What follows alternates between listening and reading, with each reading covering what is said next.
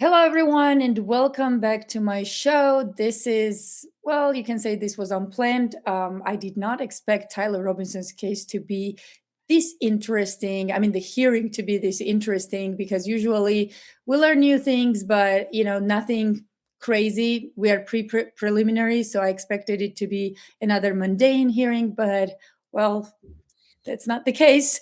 We're going to discuss a few things. Defense presented their case and they are asking for cameras to be removed from the courtroom. And another one was about continuance. So the defense asked for more time. They said they didn't have enough time to review all evidence, and partially because prosecution didn't give them this particular evidence they were asking for. Tell us a little bit about you before we move to Brandi. What do you do? It's a loaded question. I do a lot of things. I am first and foremost, I'm an AI developer. That has really been the crux of my research. So I fell into investigative journalism through a buddy of mine, Jesse on Fire. He's like, "Hey man, why don't you do some videos, do some research?" I kept sending him content, and he's like, "Why don't you go? I can't do all of this stuff. Why don't you do some stuff on your channel?" Because I had one that I just didn't really do much of. It was like Nick Fuentes commentary back last year. And so I started doing it, and I found some things that I think Wolves in Finance could have gone deeper in with Turning Point USA's finance stuff. And people were hungry to see an audit or whatever, an effort. And man, I started with that, and I fell in love with really diving deep into forensic audits of businesses or just ideas of is actually happening besides what we're being told. And so I guess you could say I'm a newfound investigative journalist. I'm an AI developer. I'm a poker player. I'm a crypto investor and trader, finance, all of that stuff. So a jack of all trades, but I live in deep research, and that's what I've been doing lately. So. Well, hello, everyone. I'm Brandi Siciliani, and if you've come across my work before, you probably see me on the Brandi and Billy show. And so on that channel, we were diving deep into Charlie Kirk's assassination. I just recently launched my own YouTube channel called just my name, Brandi Siciliani, and you can find me across all social media platforms on that channel. Perfect. I'll put the link down below. So, guys, let's dive in. Yesterday, we were there. Me and Brandi actually attended the hearing, and it was like 6 hours long. I think it was more, but we were there for 6 hours. We All took day. multiple breaks in between, and we were hungry as hell, but it was worth it. It was worth it.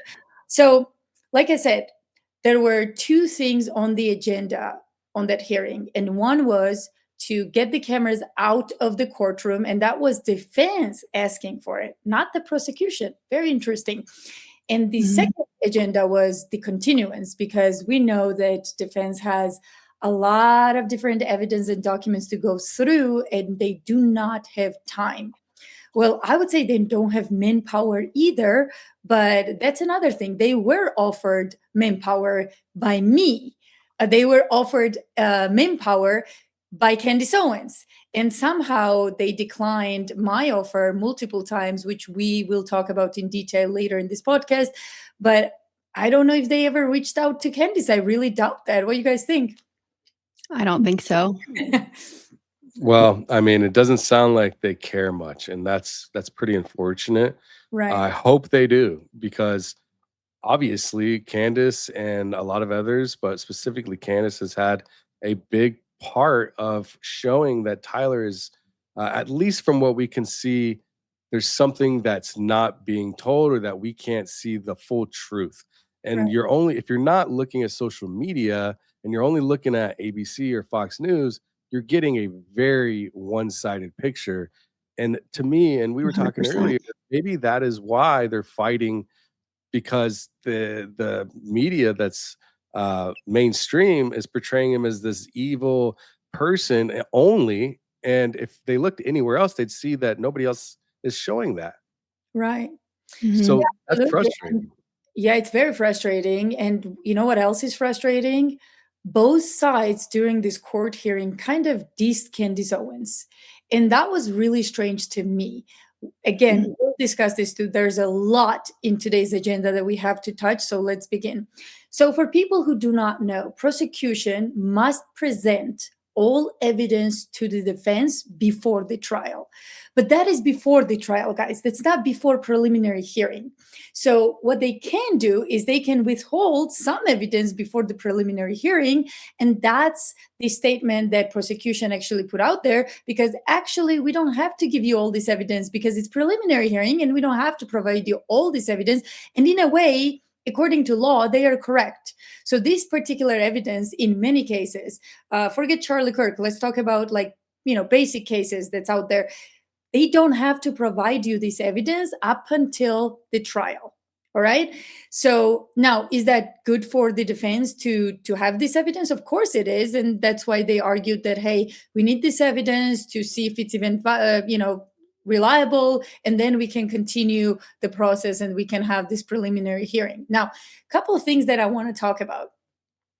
So it's weird that the prosecution is not willing to hurry and present this evidence, because we know that Kesh Patel came out and said that no stone will be unturned and FBI will be on this and they will do the sufficient investigation and all this stuff, right?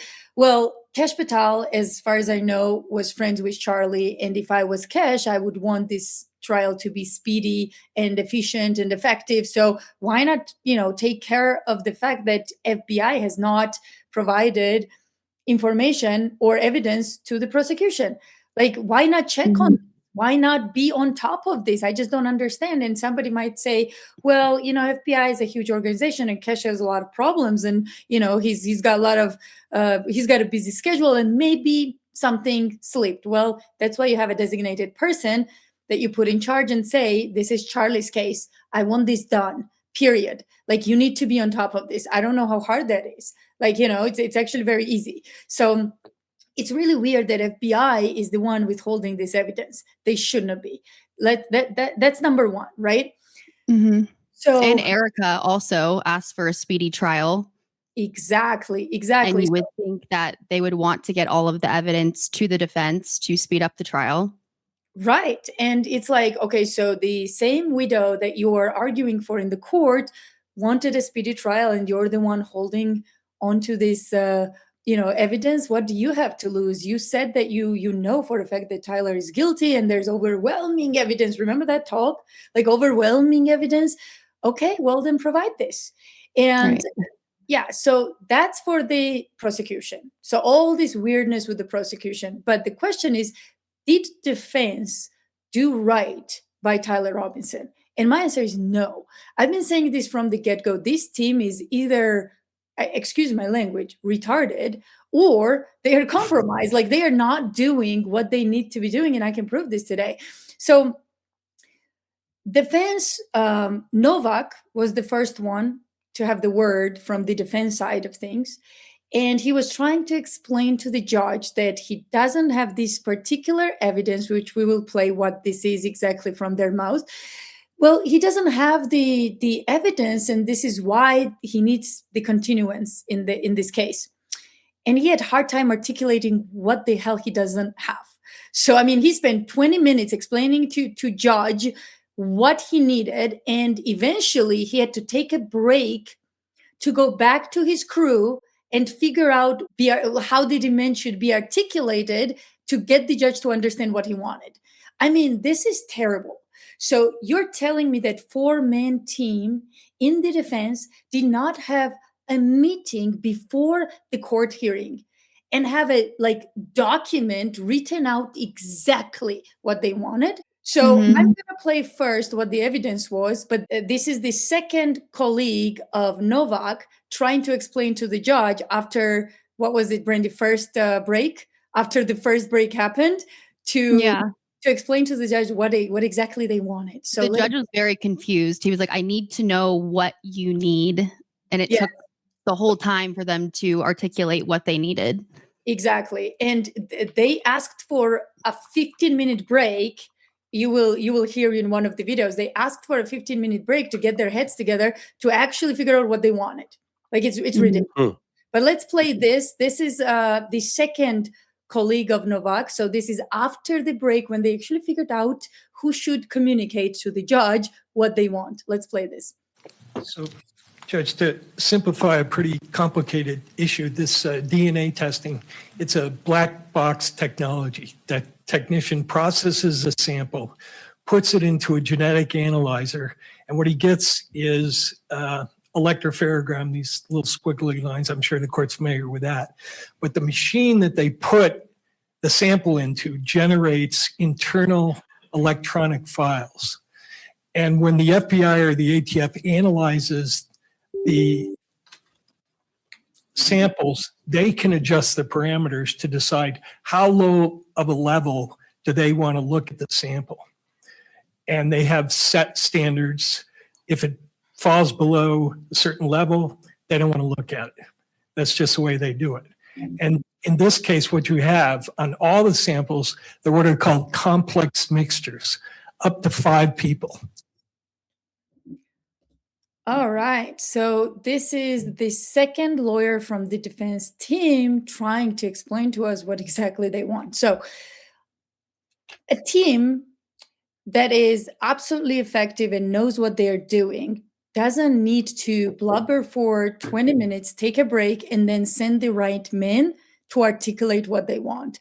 What they should have done is when they knew that this particular person from the defense team was working on this case and knew exactly what kind of evidence they didn't have and they needed, send him to articulate exactly what you need so judge is not confused. They didn't do that. So they looked like morons who needed extra break to figure out what they want, to ask for what's on the agenda, which is crazy. Like, what? So again, like, incompetence. Again, like, I don't know what else to say. So then they continued with, okay, so judge finally figured out what they wanted. And he started asking, listen, if you're asking for continuance, I need you to tell me where you are with reviewing the evidence.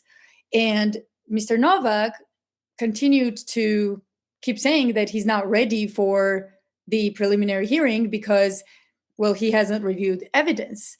Okay, well, not all, but he has not reviewed enough evidence. So here's a weird thing here. So prosecution doesn't want you to have this like ability to continue this case endlessly. He doesn't want to give you continuance. So prosecution is fighting you on this. And you are up there saying that, hey, so we need this evidence that was not provided. Okay, great. Like it's great if judge allows the continuance and grants you this so you can get your evidence. The judge realized that these guys are under serious, stress with the deadline, and they got thousands of thousands of files and videos to go through.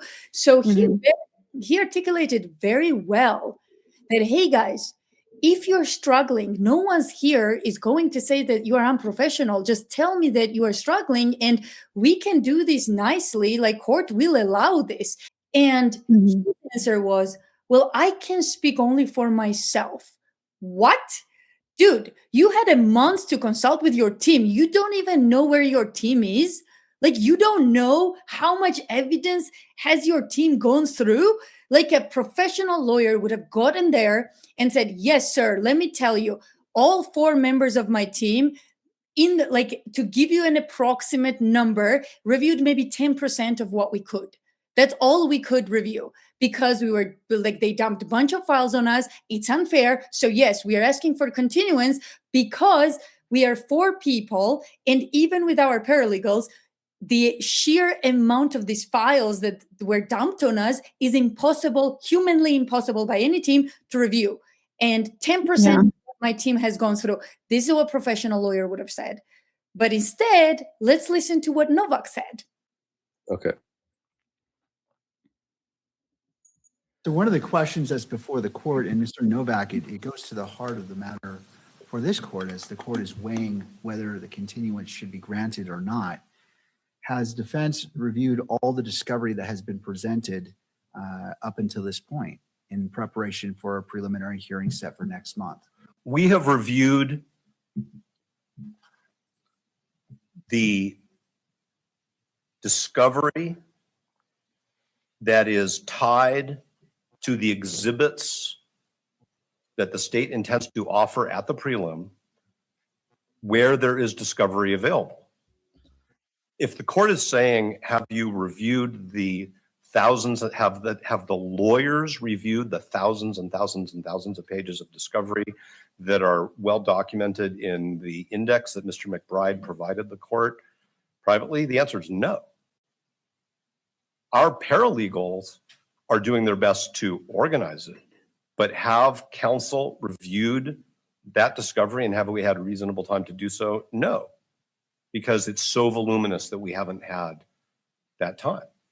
Well, in really the heart of my question is, have you reviewed all the discovery that has been passed that enables you to be prepared for a prelim next month? That's that you're saying is applicable to what you understand the state will be presenting or what you need to review. Just because the state says they're going this direction, you have to do an independent determination of the discovery on what you need to review to be prepared. And so my question is, have you done that and are you there? No. So for example, we received a couple months ago an external hard drive that had thousands and thousands of gigabytes, I don't even know how many, of material taken from digital devices, taken from search warrant returns from what I'll refer to as social media communication platforms, Discord and all of the others. No, I haven't had time to do that. Absolutely not. My clients, so there's a huge download of my client's cell phone. There are downloads of many, many, many digital devices. No, absolutely not. But my question is, in order for you to be prepared, you've made the argument there's... How is this hard to understand? This is, I'm sorry to pause it, but... No, you're good. You're good. I want your commentary on this. I mean, he walks into the courtroom unprepared to answer the one question that the continuance motion turns on. I mean, Graf asked if you have reviewed the discovery, and he gave 4 different answers in 90 seconds throughout this, I guess. But in this alone, you could tell that he's not even reviewing some of the most critical components of this case. And this is what they're trying to rest the entire case on, is these messages and the evidentiary issuance here. And I don't see any willingness to even partake in finding out the truth at all. Like, why not? Oh my, you're pawning it off. It's like you're putting it on somebody else. This is your client. This is your responsibility. You should be reviewing it and then having them go behind you after you've taken your notes, and then they go and add to it. That's what it's just ridiculous. Absolutely. And I think the judge is very fair, saying, listen, you don't have to review all evidence. Prosecution told you where they are going. Review that for preliminary hearing. You're not in trial yet, dude. Like, review what's important. And what's fun is the defense came out, and we have this on video too. The defense came out and said, the evidence that we have that you're going to see is Tyler Robinson driving up to the UVU, Tyler Robinson shooting, Tyler Robinson doing A, B, C, D. Review that. So let's continue. There's way more. A lot. And there's no dispute that there's a lot of discovery, to say the least. But you've also said that you don't need to review it all. You just want to review what's relevant for the preliminary hearing. And so my question goes to, have you reviewed all the relevant discovery that's been passed to be prepared for a preliminary hearing that you have in your possession now? I can only speak for myself. I'm not going to speak for other counsel. How does he not know what his own counsel is doing and working on and reviewing? Exactly. And if he does know, how is he thinking that it is appropriate to say, I can only speak for myself? Dude, you're representing a team up there in front of a judge. Like, you should be better prepared right now. I mean, to play devil's advocate, though, they did send a bunch of files last minute, and they only gave him about a month to review it. And Catherine Nestor did say she was working on a different trial and was sick, but it's not really an excuse, you know? Yeah, so in that case, you should not be on this case at all. This is a very high profile case. So if you've got a bunch of other trials that you're working on, I'm sorry, but you shouldn't be on this case. And when they offered, Yeah. you should have declined. And, or how about this? When Elizabeth Lane came to you and said, I have a free team of lawyers, much better than you, by the way, from New York, that are willing to help you on this, how about you don't close the door right in her face? Yeah, you need to go more in depth obviously about that story. You need to go more in depth about that story because that story is pretty crazy. Yeah. So since we're here, I'll say this, but I wanted to kind of talk about this at the end.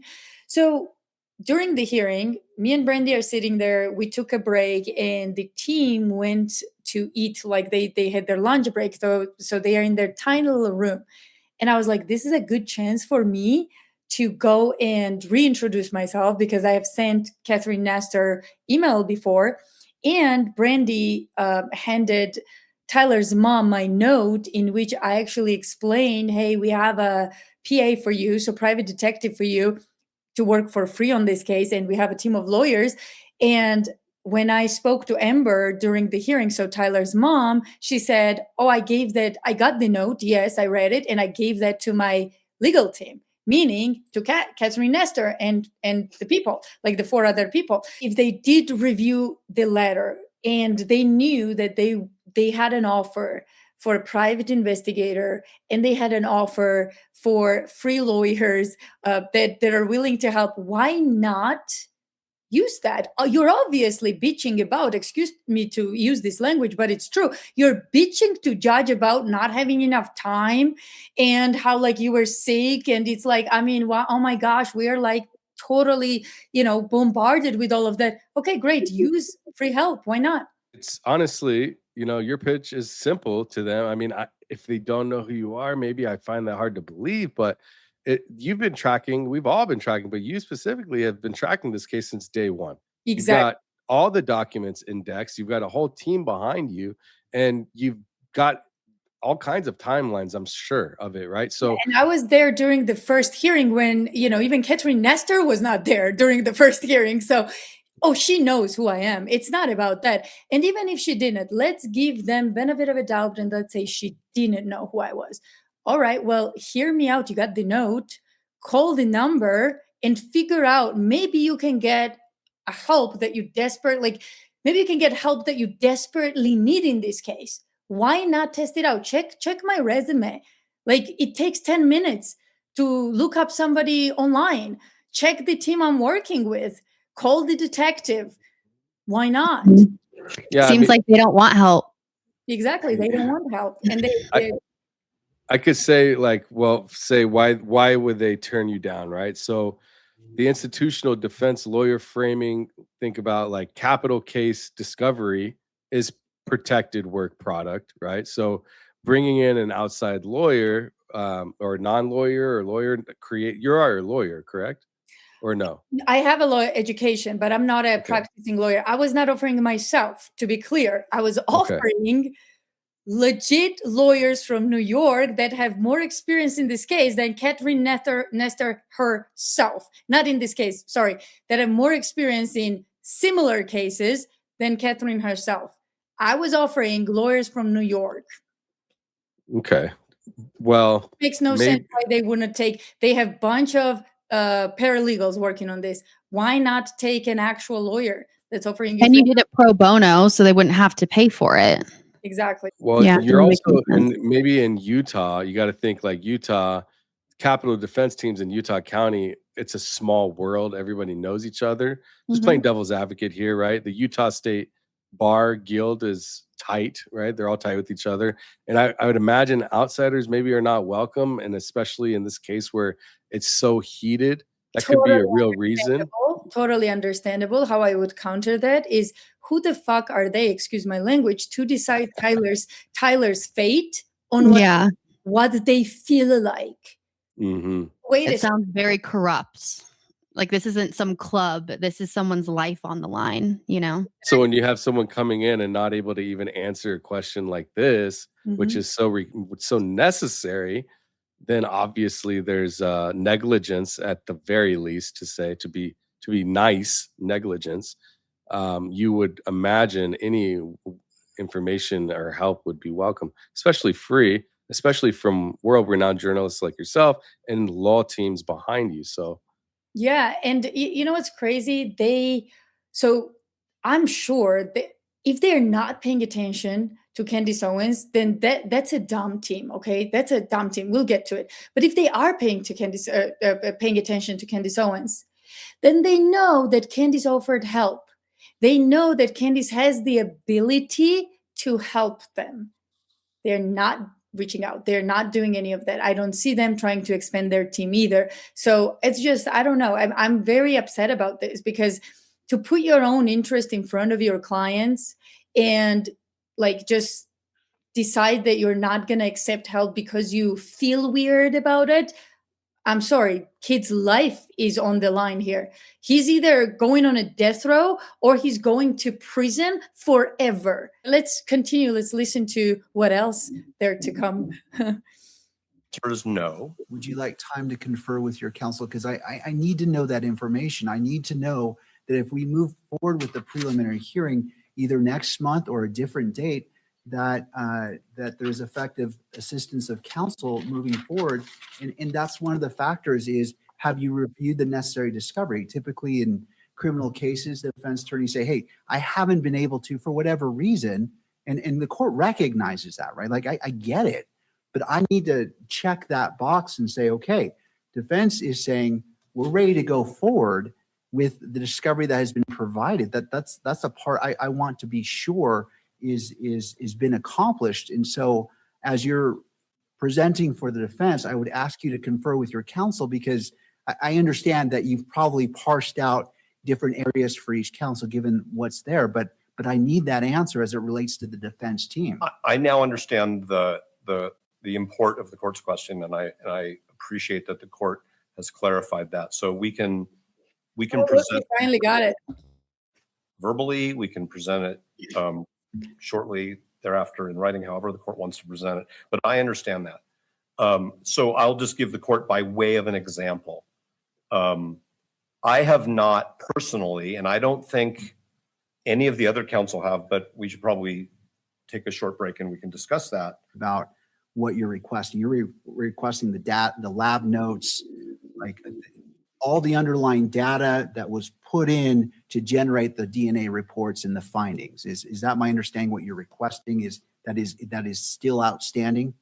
What is actually outstanding is, yes, but most importantly, the data, the electronic quantification, digitization of physical evidence taken from our client and certain objects that leads these forensic examiners to conclude that there are matches. Mr. McBride says, oh, there's two different things, and so they're both right because they each independently reach the same conclusion, but they're testing different objects in different labs with different protocols. We don't even have those data. And yes, with respect to the court may be asking me a question that is better addressed by Mr. Burt, because he's the one who. this is Say it again. Sorry, where you were cut out. this is so painful. I mean, these guys, this guy right here is unable to answer a question, then wants to defer to somebody else. And they're trying to nail down the specific underlying data, and Novak's answer, these people are not able to give anything of substance, anything of value. It's Yeah, and it's heartbreaking. He wants to take a break to actually give the answer. Just for people out there who's listening right now, the entire case, the agenda here is literally resting on his answer. So either they get the continuance, why we're in court today, because of continuance, rests on how he answers that question. And this is how ready he is for that question. It's unreal. Specifically crafted the discovery request. And I know that Mr. Burt has reviewed more of the DNA forensic discovery than I have, but I can tell the court that without those data files, we can't even start to analyze, to understand, to appreciate the conclusions, the statistical analyses, the results of those tests. So yeah, the bench notes and the protocols that were followed, yeah, that's all important, but we don't even have the data files. And there's no reason that I am aware of that has been provided why the ATF and the FBI, first of all, the ATF, why they provided it in the last 3 weeks and why the FBI still hasn't. And so I don't think it's going to be a dribble of this and that and this and that. It should have all been produced, some of it 6 months ago, because we have DNA reports from September of 2025 that Mr. Gray relied upon for his information. I guess what I'm trying to do is I want a bright line of saying this is exactly what we're requesting, and it's the court's decision if that's necessary or needed to proceed with a preliminary hearing. I just want it to be so clear that we know, okay, it is, hypothetical. We need a blue pen that is Bic or whatever that is so definitive there is no question, because what I'm trying to avoid is, well, okay, they provided this, but it's not exactly it. They provided this is not exactly it. And I respect your position. I understand it. I just want to make sure there's no ambiguity. And that's why I'm trying to distill this to its finest point so I know exactly what you're asking. Because when you say data files can be anything. I want it to be clear as day so nobody can say, well, I didn't realize it was that. And you're saying the FBI hasn't turned over the data files. That is a very broad statement. And so I want to make sure we distill it to, it is this exactly. So the prosecution can say, okay, well, if we need to communicate with our their federal partners, then they can, and they can say, this is what we needed. But if it's just a broad, we're missing data files, that's difficult for the court to weigh whether it is actually necessary in order for the preliminary hearing to proceed. And So here, let's talk about this for a second. This is the guy that wants continuance. He shows up unprepared. If I wanted a continuance that had 4-man team, my document would be not only just written, but verbally prepared. And the first guy that shows up in front of a judge would be articulating it as perfect as possible, saying that ABC is what's needed for what's needed for me to be prepared for the preliminary hearing. This is why. Instead, we spent 20 minutes of listening to blubber. Then he asked for a break so that he could understand where his team was. And by the time that break happened, he finally pushed the person out, which was not him, pushed the person out who articulated this whole thing better than him. Fine. And then finally the judge goes, well, give me like details so I can give you what you want. Now, someone might say that, well, this was a strategy by Tyler's team to be ambiguous. And because if they got this, then there's no reason to delay the case anymore. Because if judge actually grants the continuance for 3 months and then 3 months comes, then there's no reason to delay this anymore. Well, guess what? That backfired, didn't it? Because you pissed off judge, he didn't give you what you want, and now you don't even have that 3 months. Why? Because you acted like an incompetent moron in front of him. Yeah. And I get where he is coming from, though, that they want to do their own independent analysis on everything, but he needed to be more articulate about what exactly he was missing. Yeah, so we all get where they're coming from. It's not about where they're coming from. This is basic shit, right? Like, this is what defense should do. They should delay because they don't have enough time. That we all get. How you do that is where your masterpiece comes to play. And right now they are sucking at it. That's my problem. There is no reason for them to suck at this. If you're asking a judge for a 4 to 6 month continuance or any continuance in a capital case, there is only exactly one way to walk into that courtroom. You stand up and you say, Your Honor, the defense requires a continuance because we need items A, B, like you said, A, B, and C, and to provide effective assistance of counsel at preliminary hearing. Item A is the raw FSA, electron, whatever, the FBI laboratory for samples 1 through 20, boom. B is the mixture of whatever parameters I need, analytics of this. C is, that's how you go about it. We cannot review the remaining percentage without items A, B, and C. We request 4 months. Bam. That's how an order should be proposed. That Exactly. takes 5 minutes. The judge rules. You're competent. You win or you lose on merit, and you go home. But that's not what happened. Yes, we saw 20 minutes of circling around blubber, garbage, and he hedged. He said privately that the answer no is no. That is, he said privately the answer is no on discovery review, right? So he pivoted to paralegals. He pivoted to external hard drives. He pivoted to Discord downloads. He said, I can only speak for myself. He conceded his counsel, his co-counsel. And think about that, a capital case, leading arguing attorney on the most important motion of the day had to take a huddle with his colleagues because he didn't know the basic status of his own team's preparation. It's embarrassing.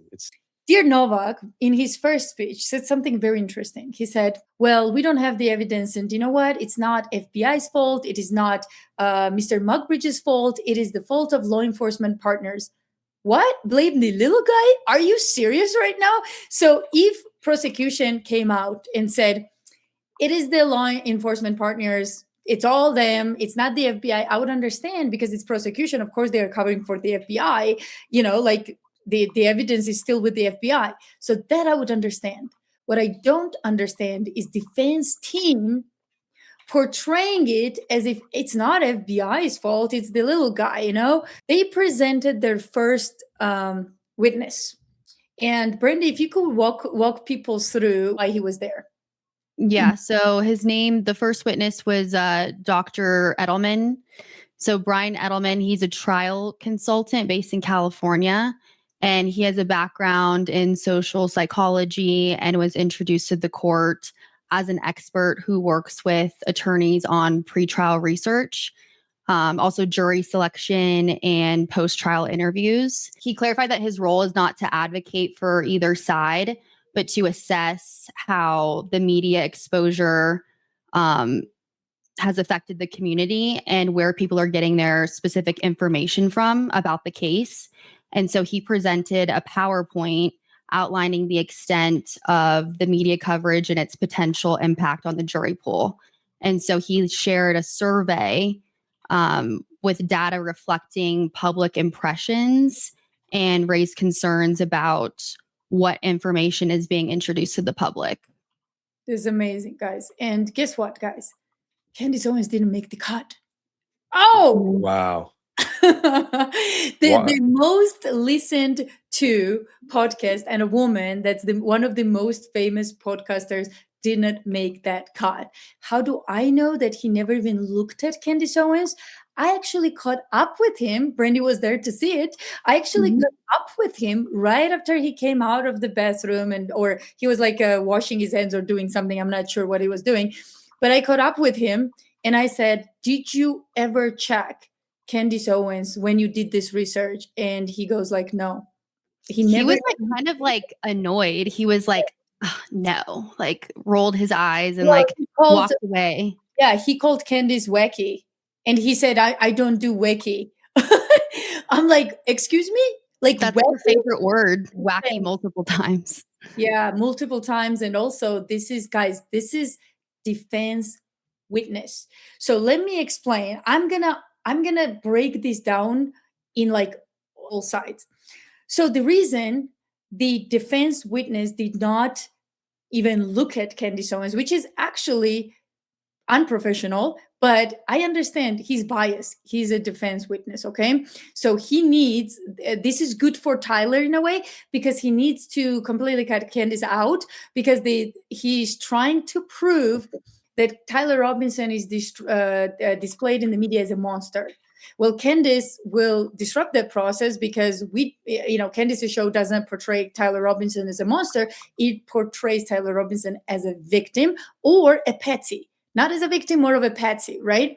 Mm-hmm.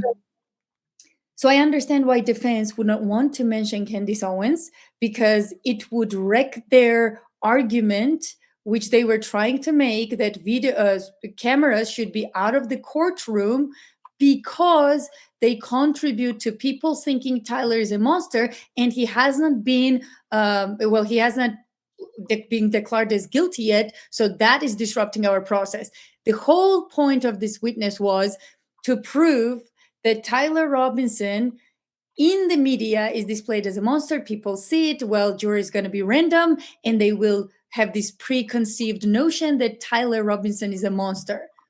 And that was his whole point in there, right? And I have some of the statistics that he said, if you want me to Sure. read them. So he surveyed about 200 people, and 64% found Tyler Robinson guilty of murder. 7% said not guilty. Maybe the others just didn't answer the question. 35% of people thought that he should be sentenced to death. 96% of the people are even talking about this case in general. 53% are getting their news from social media. 34% have seen coverage on YouTube.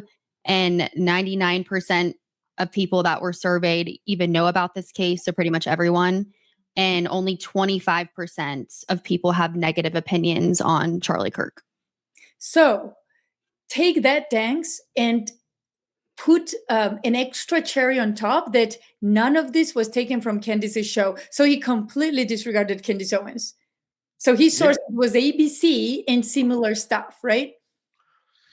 Yeah. I mean, to make the case to have no camera in the room, you're basically depending on mainstream media alone at this point, because now what you're saying and what it makes a lot of sense in that regard, that they're literally trying to carve specific bias around the specific time that they are in court right now to get the motion that they need, right?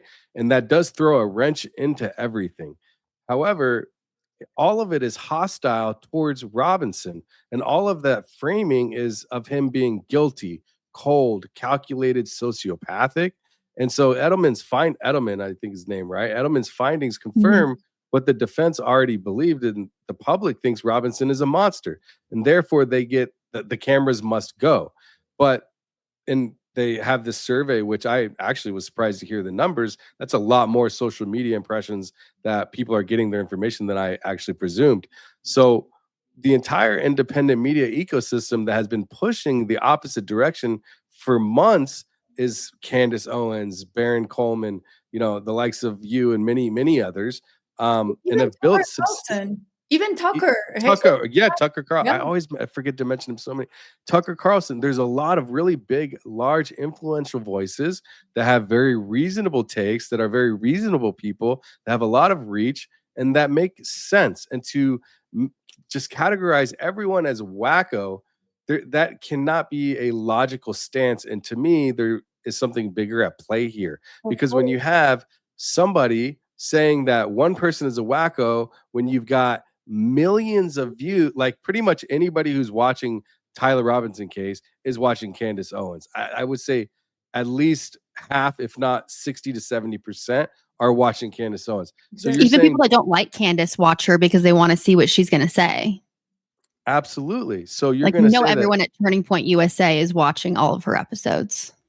Absolutely. So what? Everybody is crazy. And even if we were all crazy, why not entertain, watch it, and pull value from it and utilize it? Because it only makes the case better in your favor for Tyler Robinson.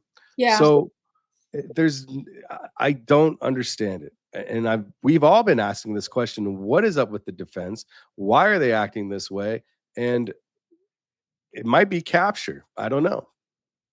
I mean, let's be honest. Do you think they really want to piss off our president, the FBI, potentially foreign countries? I mean, allegedly, if all of those people that I just mentioned are involved, Why would they piss them off, though? Wouldn't you want to have the most meticulously fine-tooth combed case of all angles from every perspective, unless this is truly an inside job through and through? That's the only way. And for Well, that's me, what it's I'm really saying. hard to believe that it's a full through and through inside job. You would have to have so many people in on it. I mean, to me, it's really hard to get there. You know what I mean? It's like, but at the same time, I don't see other things that are proving otherwise. So it's just very confusing. Just to be clear, defense has three different scenarios that they can go with here, right? Number one, they can argue that Tyler Robinson is mentally unstable, and that's why they did it, which I don't think that's where they are going, because it doesn't seem like it. They would have taken that direction if they could, like if they were to go that way. That's out. So number two is that Tyler Robinson did kill Charlie Kirk, but he was influenced by somebody, like with their twigs or whatever, like he was influenced by, the social climate or whatever. Or number three, they're going to accept the guilt and say, like, yeah, Tyler is guilty. He did all of this, but he's not guilty enough to be put on a death row. And that's exactly what they chose, which is embarrassing. This is an easy way out. What they're trying to do right now is not to look for a guilty party. So defense is not even reviewing Candace Owens' any of the evidence or any other evidence that there was another killer, which should be the first thing that defense should do. Can we point fingers somewhere else? So all they need is a tiny little seed of doubt in the jury's head that Tyler might not even be guilty of shooting the gun. And for that, they absolutely need to refer to Candace's investigation, or really any other person that's been on this and saying that's not how it all went down. What's crazy is they had multiple people. Okay. There was one person in particular. I think it was Zach Qureshi or something like that, was the person that was that was going from hospital to hospital looking for Charlie Kirk. They showed up, they interviewed him, and then they left. But not only that, they chose Tyler Robinson so quickly, but I bet a lot of people didn't know. Up to 500 people actually claimed that they killed Charlie Kirk. There's documented evidence 500? of up to 500 people claiming that they did it themselves. You can look it up. What? There's like 130 strong leads that have not been followed down. So if you even Google how many people, and you have to go through it a little bit, you can get with an AI. It'll eventually tell you, and it'll tell you what a lot of them are. I looked it up on the live stream the other day because I was like, let me just see. I learned it from Lionel Nation. He said every time there's an assassination, people all the time call in and say they did it. I don't know why, Yeah, but they do. crazy, but yeah. And But yeah, why not follow down any of these other leads? They were, from the timeline, they already had Tyler Robinson in custody when they're still putting out information looking for him. Is that where we're still at, right? From when Baron why Coleman, are we looking at George Zinn? George Zinn obviously has some insight, and that's another He said thing. he was paid to say that he Right. did it. Paid by who? Exactly. Why is he not going Where's to he? trial? yeah. And none of this really makes sense, guys. Like, again, they can go down to all these leads and all of that, but we're talking about Tyler's defense. They're not going to go down and, like, they don't have the ability or money or none of it. I will argue that they don't have the ability, but what pisses me off is they don't want the ability either, because they keep saying no to help. So okay, so you don't want the ability and you don't have it yourself, then you're going to lose this case. But what's Elizabeth, don't you think that it would be beneficial for them to bring George Zinn in as a witness and just to testify under oath and ask him who paid you to say that you did it? Yeah, of That course. would help but- Tyler's case. Yes, of course. But for that, well, I guess we'll see what they will do during trial, because here's the thing.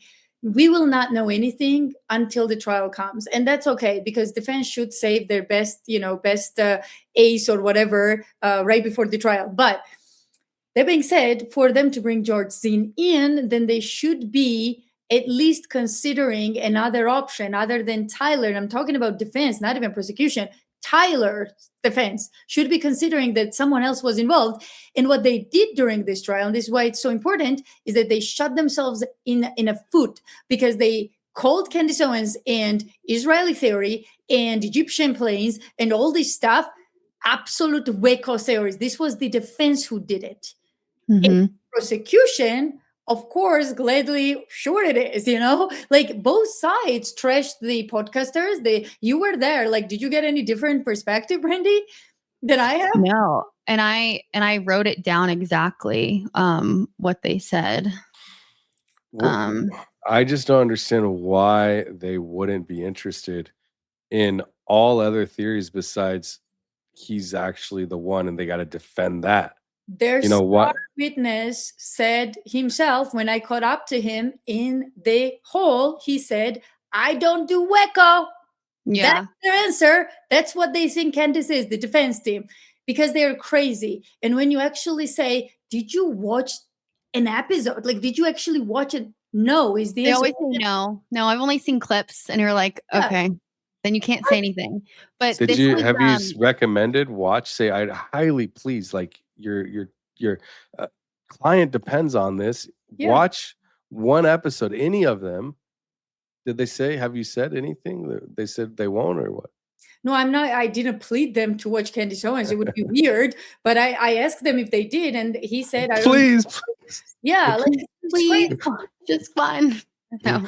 like No, and subscribe. He was annoyed. He just kind of rolled his eyes and walked away. I think he was getting a drink from the water fountain. Yeah, he was getting. And you went up to him and he was just like, oh, no, I don't do wacky conspiracies. But when the court talked about Candace Owens and Israel, this was when one of the witnesses, his name was Cole Christensen, was up, and the defense team literally was saying that there's been negative coverage about Erica Kirk, Charlie Kirk, as well as Tyler. And the defense said, yeah, Candace Owens and Israel, those are wacky conspiracy theories. And Elizabeth and I just looked at each other like, what? The defense just said that? So what they did with that, guys, is they killed their chance to ever go back and point fingers to someone else. And I believe it's either because they are stupid or they are corrupt. One or two, because there's no other option here. Why Corrupt. do? No, what was it? Yeah, corrupt. Yeah. I think corrupt. Stupid At this and point. corrupt. Yeah. Yeah, I honestly think they're just stupid. They're typical Utah lawyers. That's what's happening here. They are typical Utah lawyers chosen by certain people that I've talked about before to be where they are so that they can misrepresent everything they've got. And that's exactly what they're doing. And honestly, I don't think they're part of a conspiracy. I think they are simply stupid. Honestly. That's what Useful idiots. It's kind of hard for me to understand how people can be that stupid and not pay attention to other things that are going on, like what Candace is saying or Tucker's saying or we're saying. But then I have to pause and think about even members of my own family who only watch Fox News, and they think they wouldn't even like tolerate listening to Candace Owens because she thinks, they think that she's a wacky conspiracy theorist. And so, I mean, it makes sense that maybe some of these lawyers don't watch Candace and they only watch certain news stations and only follow certain people's evidence to this case. And so maybe they're not stupid, they're just ignorant to other news sources and other evidence.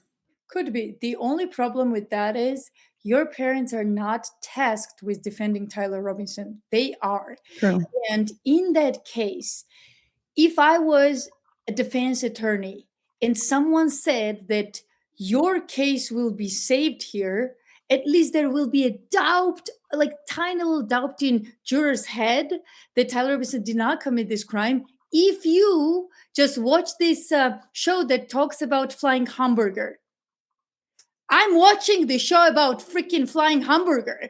If it even allows me to slightly put a seed of doubt in jury's head that it could be someone else and not my client. So that's the point here. It doesn't matter. It doesn't matter. They should be focused on how can we get out of here. Maybe Candace Owens is crazy. Maybe she's crazy.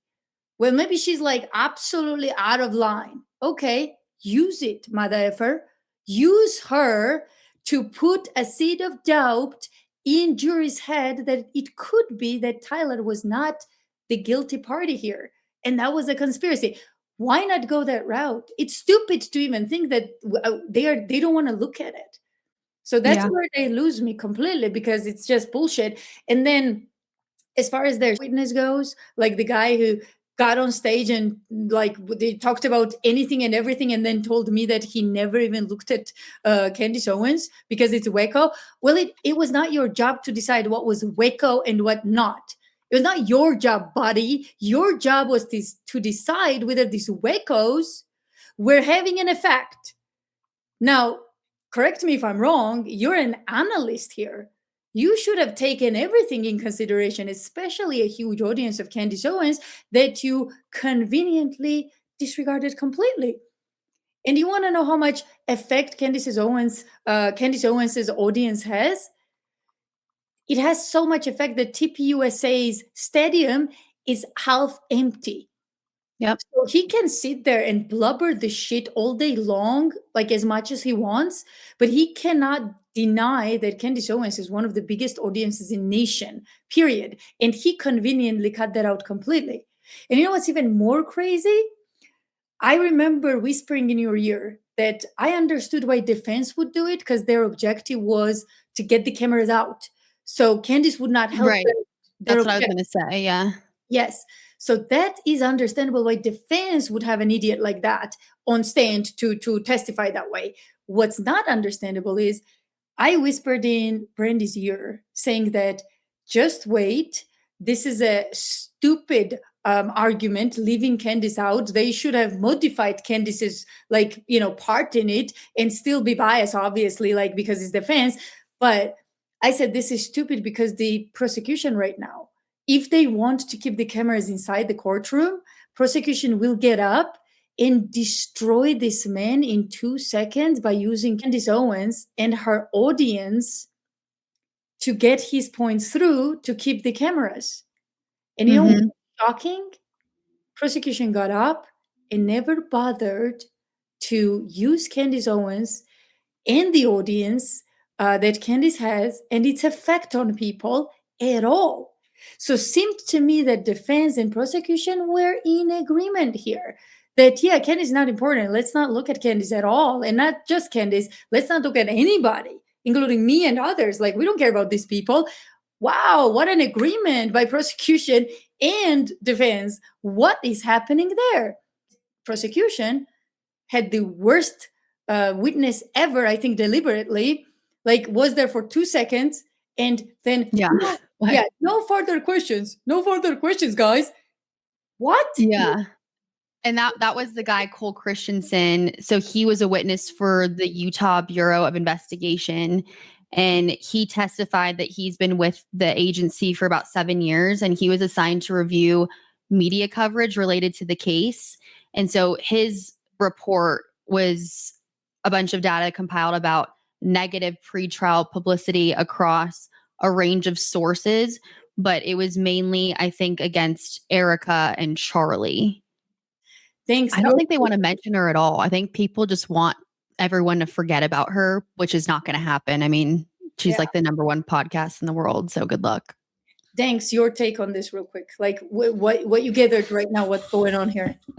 Well, to me, I just haven't seen a prosecution and defense be so in tune with each other to have a certain agenda. And it feels very close-minded. It feels intentional.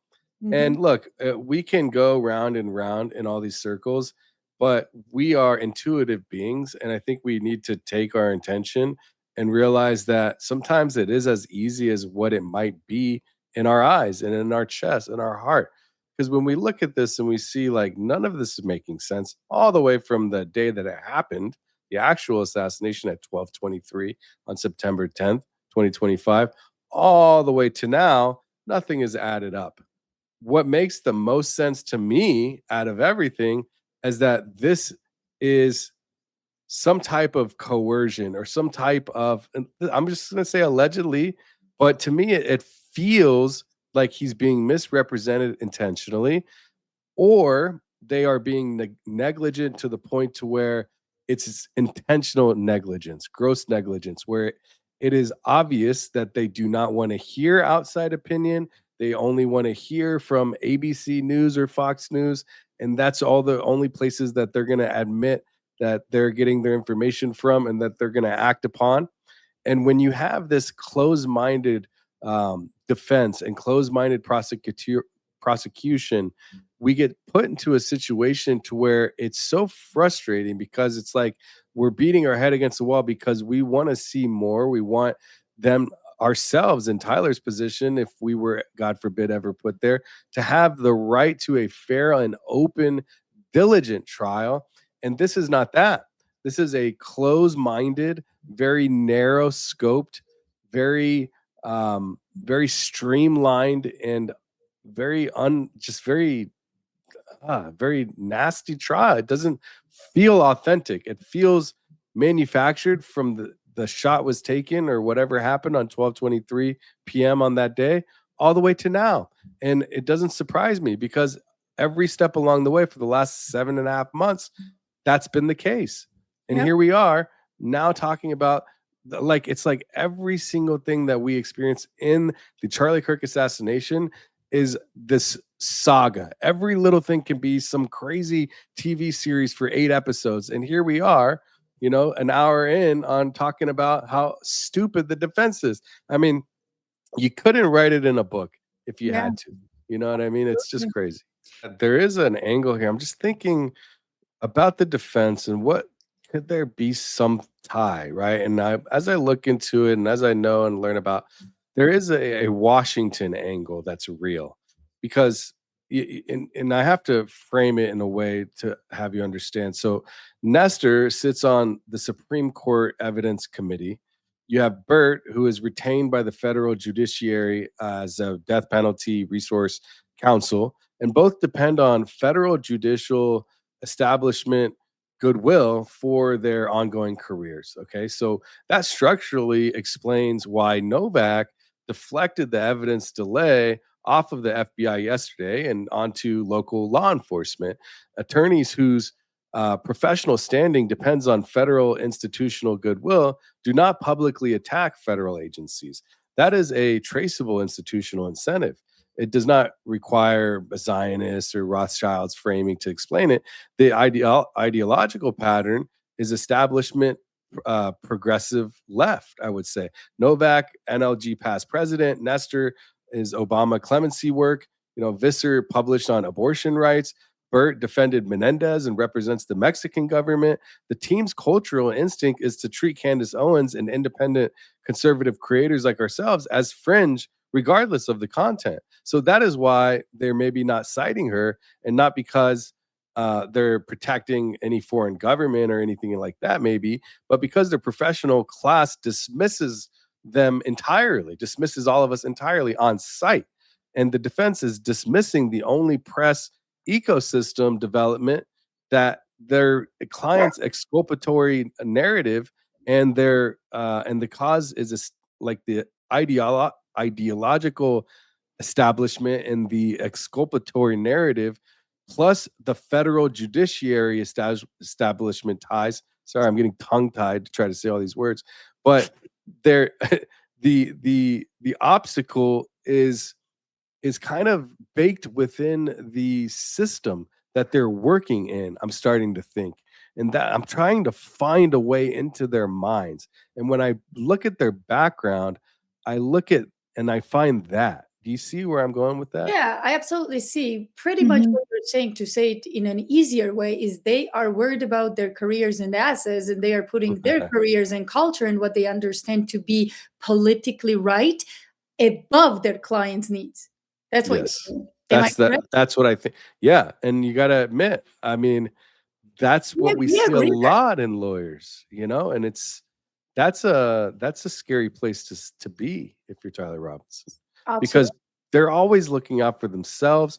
They're supposed to be looking for their clients first and foremost, but this is a career making or breaking case for every single person on both sides. Do you think they think that Candace Owens and the podcasters are beneath them in a way where it'd be career damaging to bring up them at all? Perspective they might have is kind of biased in their Yeah, credentials. twisted Sure. perspective. Because, like, logically, it's absolutely stupid to think. I mean, the Candace Owens, Tucker Carlson, and similar people got Trump elected. So the president that you're trying to kiss ass to, and the FBI agent that you're trying to, FBI director that you're trying to kiss ass to, were put there by these people, podcasters. And yet you think they're beneath you. I mean, you're mentally ill, woman. Go get treated. Like that's how I see things personally. Yeah. So I agree. let's move on to the second phase of this podcast real quick. And Danks has some really cool stuff that we need to talk about. But before we get there, I have to say, so me and Brandi got to talk to Tyler's family. And I have to say that I really like Tyler's grandpa and Tyler's dad. They were all there. So both grandmas were there and grandpa was there as well. The same. There was 9 family members there, I believe. Yes. His. So why is this important? I mean, we are going to talk about some other interactions we had in some different episodes because we are over time. But let's talk about the most important one. I started this conversation with Tyler's grandfather, and I asked what they were to Tyler, and he said, well, we are grandparents. And I was like, oh, wow. So we got into the conversation, and he said, I think your grandson was framed. And he said, oh, yeah, I think he was framed too. And I'm 100. Both of them. The grandma nodded her head too. Yes. And this is the grandpa whose gun Tyler supposedly used to kill Charlie Kirk. So grandpa whose gun was used said that the 30-06, the gun, Tyler could not have killed Charlie Kirk with that gun. No. Ridiculous. Just this should be one of the most damaging thing against prosecution. I would like to know how they actually got him to go in, and if the story we're being told is authentic at all. No, I don't think so, because Brandi, talk about this. So what did you feel between the chemistry between grandpa and father? I think they were on the same wavelengths, in tune, and all of this, right? Like they were very close to each other. They were sitting right next to each other. So my thought is that if grandpa thinks this story is bullshit with this whole gun and everything, father thinks that too. Well, right. I don't think there's any way that the father turned him in. I just don't. And I've spoken to another family member who was also there yesterday.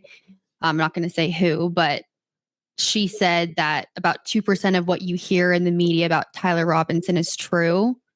And they don't think he was capable of doing something like that. And then you have the grandpa saying that he thinks that he was framed, and the grandma nodding. And so you would assume that the parents also feel the same way. Exactly. So what's crazy is we've barely ever even heard him talk. You know, it's we have not heard much. Anyone. Yeah, if we could even hear Tyler Robinson speak a full sentence, you know, that's reasonable. Besides that one body cam footage from who knows when.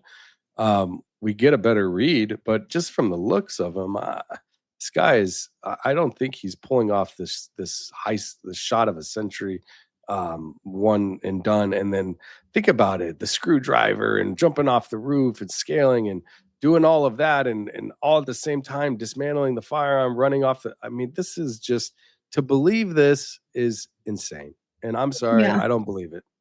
And the grandpa made the comment about the 30-06, like Elizabeth said, and he just said that would have caused significantly more damage. And there's just no way that gun was used, you know, to kill Charlie Kirk. That was my interpretation of what he was trying to say. Absolutely.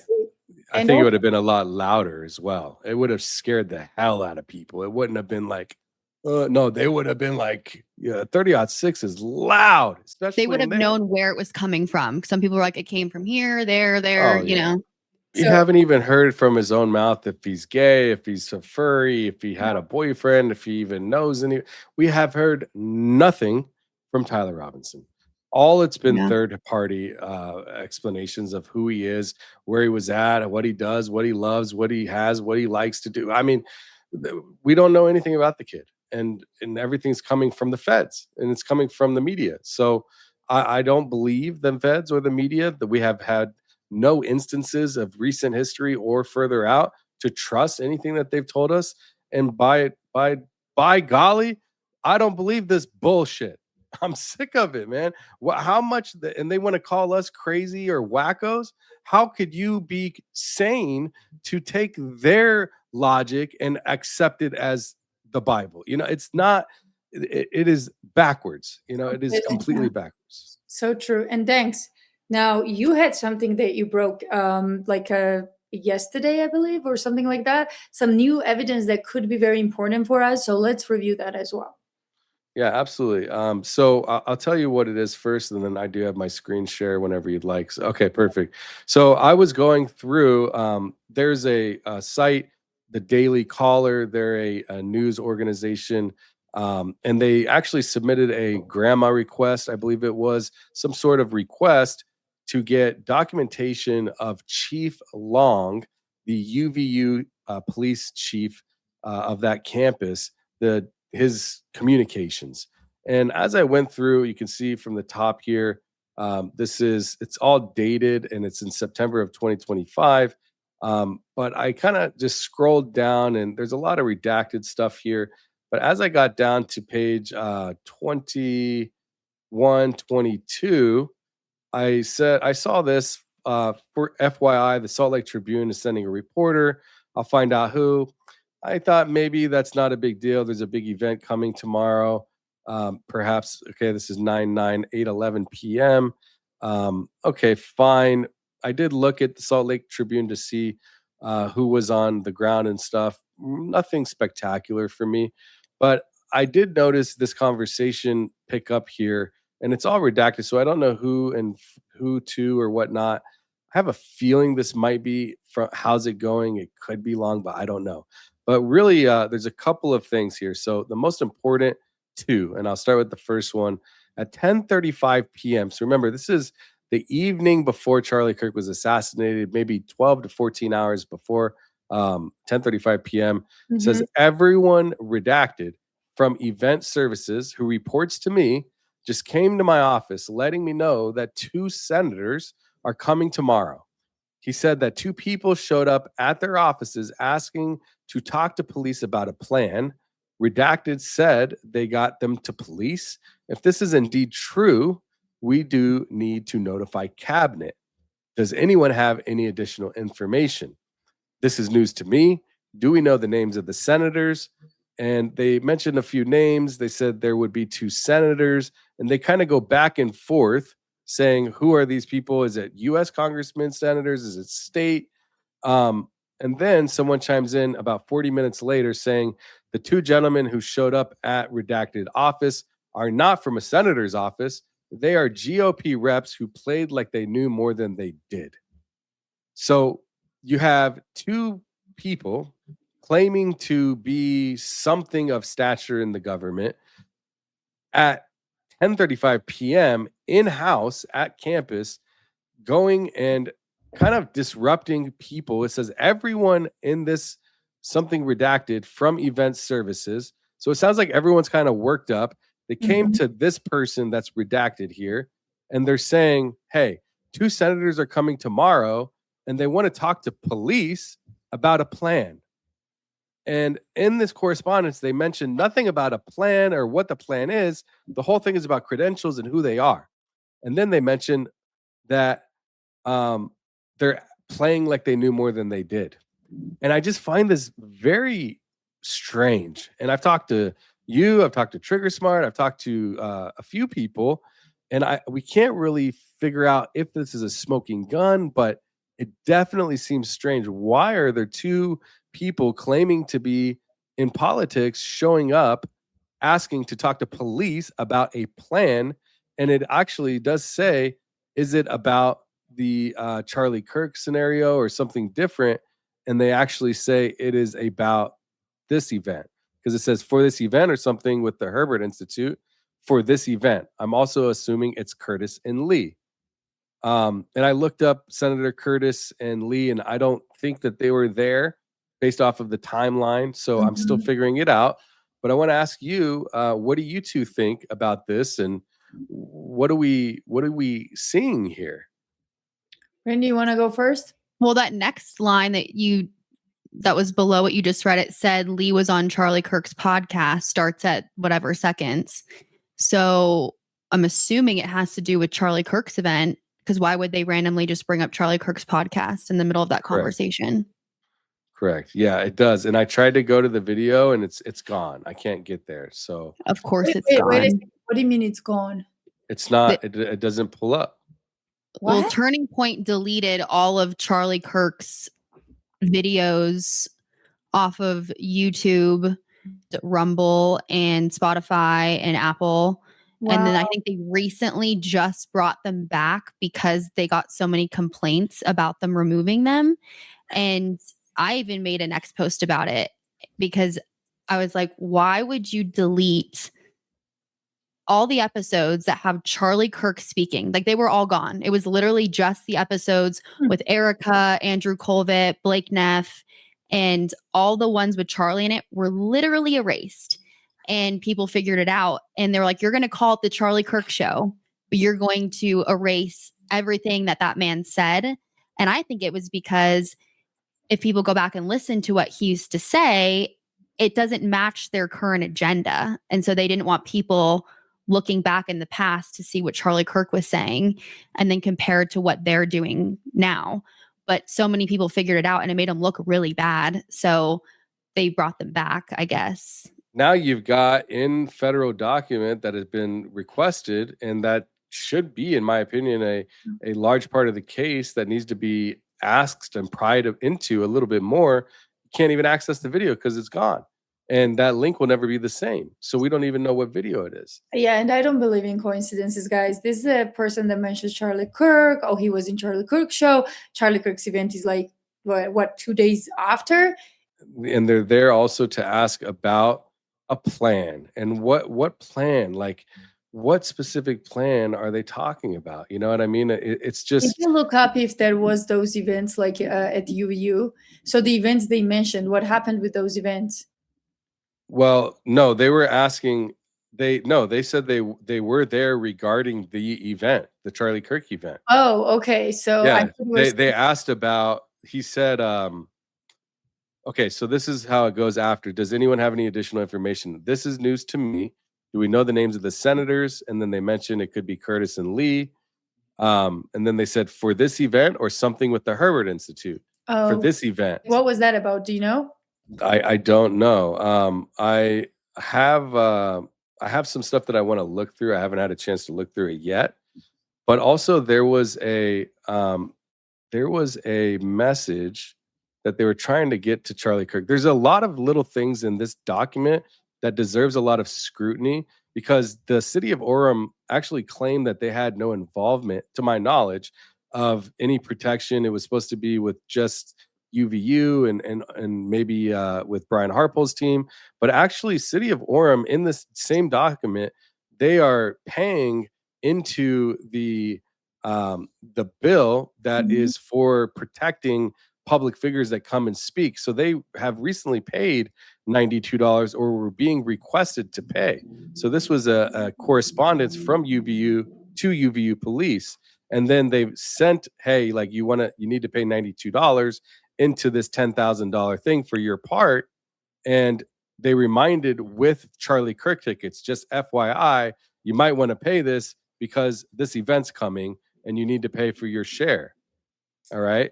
And so they did have money to have police there and all of that. Also, somebody tried to get a hold of Charlie Kirk. Let me see if I can find where they put Charlie somewhere. There was a correspondence. Give me 1 second.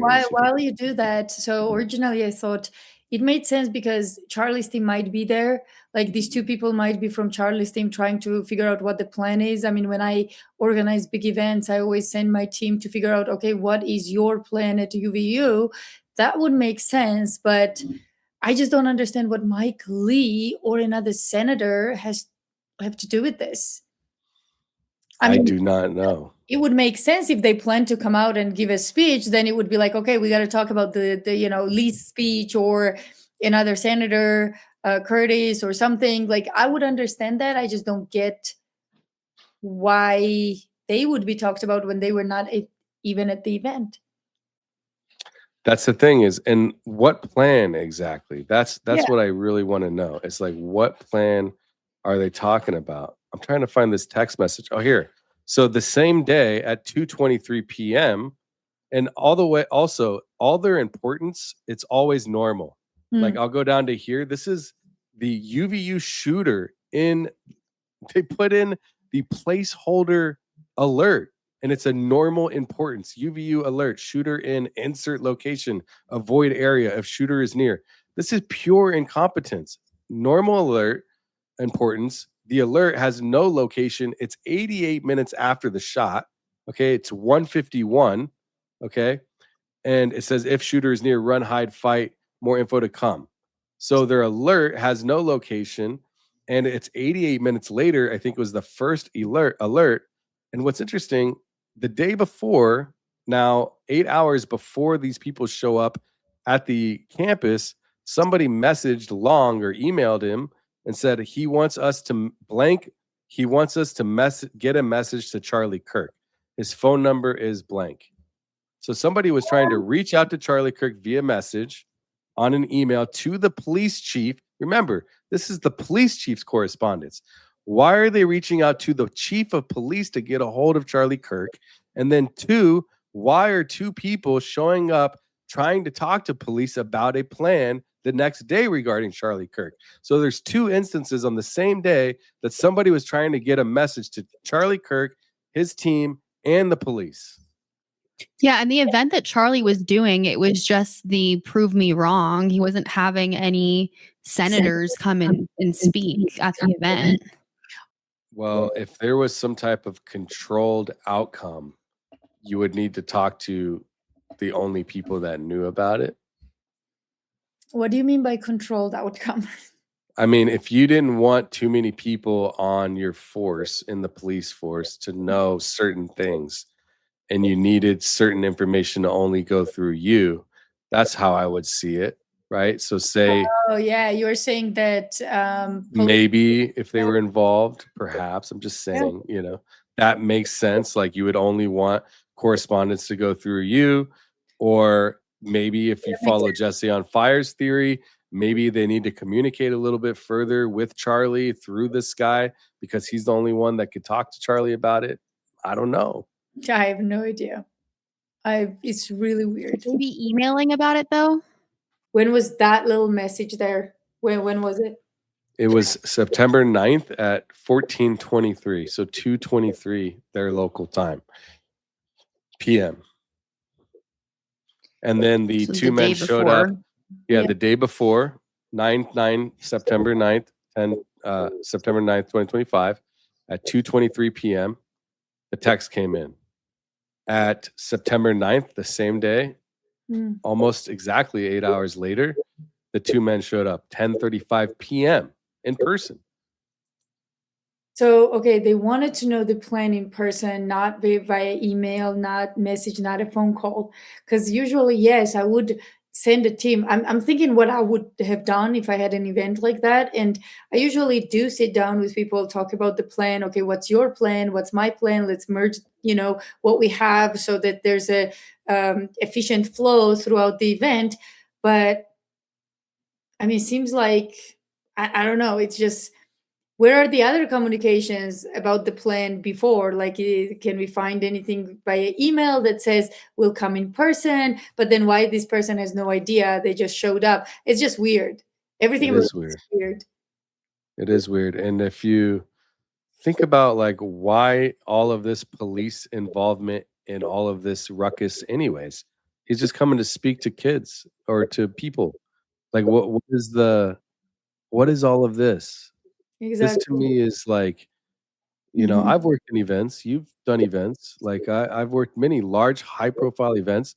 We never have the police constantly like being talked to about certain things. We have our security, they make sure the job is secure. They have their security and it's secure. But you don't have back channels of people trying to get a hold of this And speaker. Well, when they say they are GOP reps, so somebody says, and it's interesting to me because it's a different color than the rest of them, but it says the two gentlemen who showed up at blank office are not from a senator's office. They are GOP reps who played like they knew more than they did. that's Exclamation very point. interesting. So whoever was talking got this sense that these guys have no effing clue what they're talking about, but they are playing that they know more. They might not even be GOP reps. They And might. then this person said, now that makes more sense. Good to know. I will let redacted know. How interesting. Super interesting. Final thoughts. Oh, well, sorry if I was cutting in and out. My internet keeps deciding not to work. I'm just looking forward to the actual trial. Looking forward to see what the defense is actually going to present as evidence. It's not looking good in my opinion, but we will see.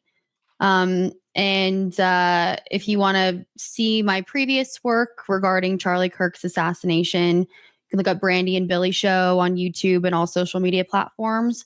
I'm also going to be starting my own YouTube channel just to kind of focus on my own brand and doing what I kind of want to talk about other than just Charlie Kirk. And you can find me on all platforms at Brandi Siciliani.